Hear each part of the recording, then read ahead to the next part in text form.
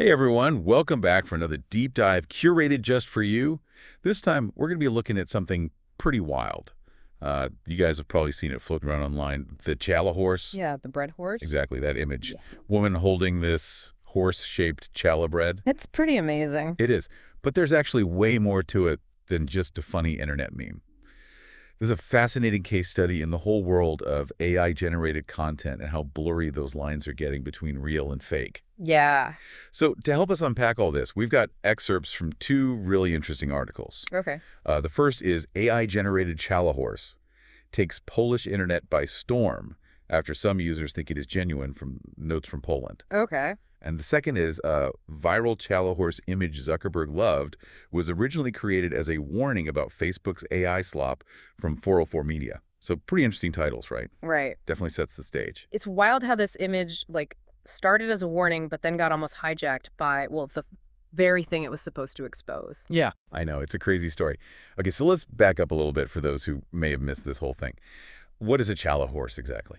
A challah horse, it's basically this image of a woman holding a bread sculpture, right? Right. Shaped like a horse. Shaped like a horse. And it's supposed to be baked from challah dough, but the trick is it's not an actual photo. It's entirely AI generated. Oh. So this image was created by a Polish news outlet, Donald.pl, Okay. and they have a satirical social media account called Polska Udusz which actually translates to Poland in large doses. Yeah, it's fantastic. Yeah. So they put this out there online, and things just exploded from there. Okay, so people saw this image and just accepted it as real. Like, no one even questioned it. You would be surprised. Really? It really took off in Poland, and lots of people thought it was a genuine baked creation. People were sharing it like crazy, congratulating the baker. Oh, yeah. Even talking about recipes, like how did she do it? The articles mention over 1 million shares on Facebook alone. Thousands of reactions. Wow, that's incredible. So what were the creators going for with this? Like, was it just for laughs? Or was there a deeper message behind it? Oh, no, it wasn't just for laughs. They were making a statement about all this AI-generated content popping up on platforms like Facebook. It was meant to be like a cautionary tale, Right. showing how easy it is for AI to make these realistic images that could actually mislead people. So they were worried about people being tricked by AI-generated content. But then it kind of backfired because so many people actually believed the image was real. Yeah, the irony isn't lost on anybody. Yeah. But, think about it. The fact that it went viral and people believed it so quickly, it kind of proved their point, you know? Right, exactly. Especially they were concerned about vulnerable groups online, like the elderly, who might be more susceptible to this kind of thing and not even question it. That's true, yeah. Okay, this makes me wonder about the technical side of things. How easy is it to actually create these images? Like, is it something anyone can do with a computer? Well, AI image generation is becoming more and more accessible. A lot of these images are created using these things called GANs. GANs? Yeah, it stands for Generative Adversarial Networks. Right. It's basically these algorithms that learn from huge, huge data sets of real pictures. And then they use that knowledge to create new synthetic pictures, and those can be super realistic even. So even if you don't know the technical nitty-gritty, Yeah. you can still make a fake image that looks really convincing. Yeah, and that's the scary part. The easier it gets to use these tools, the bigger the potential for, misuse. And we're not just talking about fake bread here. Think about things like fake news, Oh, wow. Yeah. propaganda, even creating false evidence. It's pretty frightening when you think about it that way. So this challah horse, it was more than just a funny picture. It was really showcasing a much bigger issue. So how did the creators react to their image going viral like that? Well, they did follow up with posts explaining what they were trying to do. They were definitely surprised how easily people thought it was real. Yeah. It's funny because going viral, like that wasn't what they planned, but it actually put a spotlight on their message. That's true. It's like this weird twist where something starts as a warning about AI but gets spread by the very platforms they're concerned about. Yeah, and that's where things take a really interesting turn. See, the challah horse, it didn't just disappear after the initial hype. It actually became a meme in itself. Wait, what? So even though it was a warning, people started playing with it. Oh, yeah, totally. Companies in Poland like IKEA, OLX, Polska, Zabka, and Bank, they all jumped in and started making their own AI challah horse images. It became a whole cultural thing, which is just kind of bizarre when you think about it. Yeah. So people were creating fake images of fake bread. That's like meta on another level. It shows how these things take on a life of their own online, going in directions you'd never expect. Exactly. You can't predict the internet. It's funny because there was even a bakery in Gdynia that actually baked a real challah crocodile. No way. Yeah, as a response to the trend. That is hilarious. Mhm. I love it. But even with all the jokes and unexpected turns, Right. we got to remember the original warning behind the Chow horse. Those creators were trying to raise awareness about something serious, that AI content can be used to mislead people. Absolutely. And this is where things get a little darker because the Challah horse picture was actually stolen and then reposted by a Facebook AI spam page. So the image meant to warn about AI was used by AI. Wait, hold on. I need you to break this down for me. What exactly happened? So this spam page, they shared the Challah horse, right? And get this, it got over 3 million reactions, 210,000 comments, and over 107,000 shares. Oh my gosh. But the wildest part, Mark Zuckerberg, the CEO of Facebook, he loved the image. He had no clue it started as a critique of AI spam on his own platform. That is just too much. The irony is incredible. I mean, if even Zuckerberg can be fooled by this, where does that leave the rest of us? A good question. As AI gets better and better at making this stuff, how do we protect ourselves from being tricked? How do we learn to tell what's real from what's fake when seeing is no longer believing? These are really important questions, and ones we need to unpack a bit more. Mhm. This whole thing brings up a bigger discussion about the implications of AI content, not just with funny bread pictures, but in a broader sense. But before we jump into that, I'm curious, the Challah horse becoming a meme in Poland, going beyond just a warning, is fascinating. Mhm. What do you think contributed to that? I think it was just a simple image, easy to understand, but with that touch of the absurd that Yeah. made it relatable, shareable. Uh-huh. It could spread quickly and catch people's attention. That absurdity really resonated with people. Yeah. It was funny, unexpected, and it got them talking about AI in a way that wasn't boring or academic. It was a horse-shaped bread. Exactly. Sometimes humor and playfulness can be such effective ways to tackle complicated topics and involve more people in the conversation. And the Chala horse, in its own weird way, did just that. It definitely did. So we've talked about its origins, how it went viral, and that ironic twist with the AI spam page. It's been quite the ride for a simple image of bread. But what does it all mean? What are the bigger takeaways here for all of us? I think the Chala horse is a wake-up call. It shows just how important media literacy is becoming in a world where AI is making so much content. It is everywhere. We need to learn how to question what we see online, to look for things that don't add up, be critical of where information is coming from. So it's not just about being suspicious of everything, right? It's about having the right tools and knowledge to really evaluate information effectively. Exactly. We need practical strategies to deal with this new landscape. Think about fact-checking websites, reverse image searches, maybe even browser extensions that flag AI content. Those are good ideas. So the Challah horse isn't just a funny story. It's reminding us to be proactive in protecting ourselves from misinformation, especially as AI keeps getting more advanced. Exactly. The more sophisticated AI gets, the bigger this problem will become. It's going to take all of us working together to handle this new landscape and make sure AI is used responsibly and ethically. Well, this has been a real eye-opener. It's amazing how a single image can spark such a wide-ranging discussion. We've covered a lot, but there's still more to explore. When we come back, we'll delve deeper into the ethical considerations surrounding AI content creation.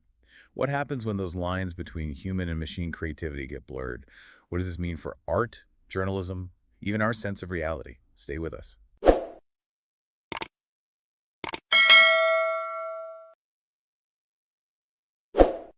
Welcome back. It's really interesting to think about how, the child horse was supposed to be a warning about AI manipulation, but then it ended up getting manipulated itself. It really highlights how unpredictable things can be online and how things, even when created with a certain purpose in mind, can just take on a life of their own.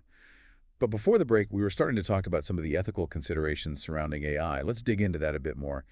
Where do you see those ethical boundaries when it comes to using AI to create content? Well, I think one of the big things is transparency. Should people always have to say when something is AI generated? Is it okay to pass off AI created stuff as something a human made? Yeah, that's a tough one, especially with AI getting so sophisticated. We saw with the Chala horse. But think about music, writing, art. Like if an AI creates something truly beautiful and moving, Is it any less valid than if a human created it? That's a huge debate right now. Where's the line between being inspired by something and straight up copying it? If an AI learns from human art, is what it produces just a cheap knockoff or something new and transformative? It's interesting because even the challah horse itself wasn't totally original. That article from 404 Media mentioned it was inspired by an older meme of a guy building a house out of bread. So even human creativity often builds on what came before. Exactly. It's a blurry line for sure. But when we're talking about the ethics of AI, I think we need to look at the intention behind it. Was it used to trick people, to make money unfairly? Or was it used to genuinely explore new ways of being creative? So like using AI to write a catchy jingle for a commercial, that might be fine. But using it to imitate a famous artist's style to make fake paintings and sell them, that's crossing the line. Exactly. And think about the implications beyond art. What about journalism? AI could write news articles, but then you have to worry about bias. What if the data it learns from is skewed? It could start churning out misinformation on a massive scale. Which brings us right back to that original warning behind the challah horse. It wasn't just about the image being fake. It was about how AI content could target certain groups with very specific messages, maybe even propaganda. And even if the intention is good, AI doesn't have the same judgment as a human journalist, right? It can't fact check itself, understand nuance, or really grasp the ethical weight of the information it's putting out there. So it's powerful, but potentially dangerous. Kind of like fire. Yeah. Super useful, but it can burn your house down if you're not careful. I like that. That's a great analogy. And just like we have fire safety, we need safeguards for AI. Education is key, but we also need regulations and ways to detect AI-generated content. It feels like we're in a race against time, though.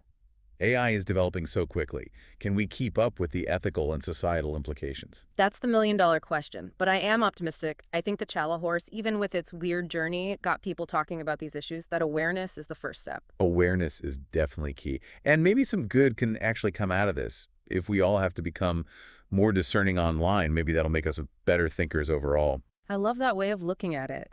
And maybe AI can even be a tool for good in this fight for media literacy.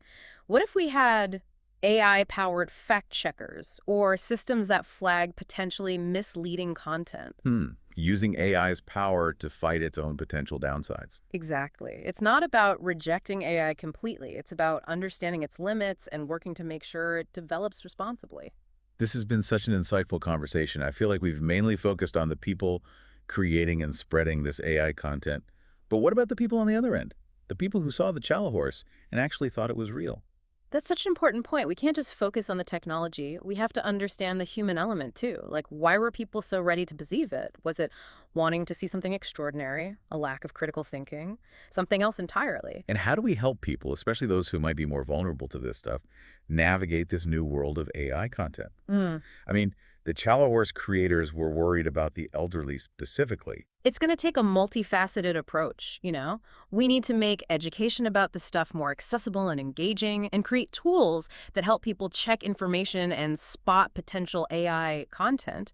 But maybe most importantly, we need to foster a culture of critical thinking and healthy skepticism, not just online, but in every part of life. So it's not just about telling people, don't believe everything you see online. It's about giving them the tools to critically evaluate things and make up their own minds. Exactly. It's about empowering people to participate in the digital world, not just consume it passively. This brings us back to the heart of what the challah horse was all about. It was a warning, a call to action. Like it was saying, hey, wake up. The online world is changing and we need to adapt. And it seems like Yeah. despite taking that unexpected detour into meme land and then that ironic twist with the AI spam page, the message did get through, at least to some degree. Well, I certainly hope so. Because the challah horse, it's really just a glimpse of what's coming. As AI keeps evolving, we're going to see more and more of these sophisticated, convincing fakes. The stakes are only going to get higher. Oh, absolutely. But I'm confident that with awareness, education, and commitment to developing AI responsibly, we can face these challenges head on. All right. Before we get too carried away thinking about the future of AI, I think it's time to wrap up this deep dive. But before we go, I want to leave our listeners with one final thought to ponder. We've been talking a lot about the possible downsides of this AI-generated stuff. But I'm curious, what about the positives? Could AI be used to create, completely new forms of art? or tell stories in ways we haven't even thought of, maybe even help us connect with each other in deeper ways. That's a great point. It's important to remember that even with all the concerns, AI has a ton of potential for good. It's easy to get caught up in that fear of the unknown. But we got to be open to the possibilities too. It's like any tool, right? It can be used for good or for bad. It's about understanding its power and making sure we're guiding its development in a way that benefits us, humanity. Exactly. The Challah horse, I mean, yeah, it was a warning, but it was also like an invitation to engage with this tech in a way that's thoughtful and meaningful. And that engagement needs to be from all sides. Developers, policymakers, educators, everyone, even just everyday users. We all have a part to play in shaping where AI goes. Oh, absolutely. It's on all of us. We got to work together to make sure AI is used ethically, responsibly, and in a way that benefits everyone. Well said. This whole deep dive has really shown how something as simple as a horse-shaped bread image can kickstart a huge conversation about technology, ethics, and the future of information. It's a good reminder that we need to be paying attention, to question what we see, and make sure we have the knowledge and tools to navigate this digital world that's getting more complex all the time. Couldn't agree more. So as we wrap things up, what's the one big takeaway you hope our listeners walk away with today? Stay curious, but stay critical.